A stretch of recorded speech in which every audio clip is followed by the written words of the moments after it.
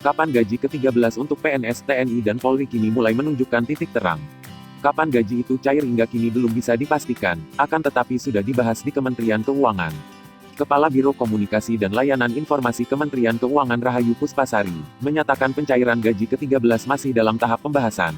Pencairan gaji ke-13 mempertimbangkan sejumlah hal, termasuk permasalahan pandemi virus corona yang saat ini masih terjadi. Pada tahun-tahun sebelumnya, gaji ke-13 cair menjelang tahun ajaran baru sekolah atau sekitar bulan Juni-Juli, sesuai dengan PP nomor 35 tahun 2019.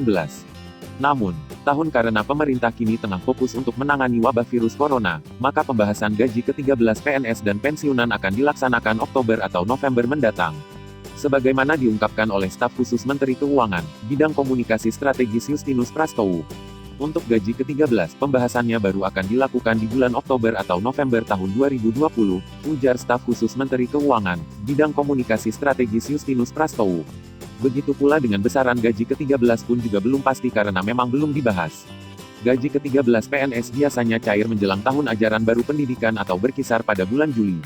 Hal ini dilakukan agar gaji ke-13 diharapkan dapat berperan sebagai penunjang biaya pendidikan bagi anak-anak dari para PNS. Kendati demikian, Justinus memastikan gaji ke-13 tahun 2020 akan cair karena sudah dianggarkan.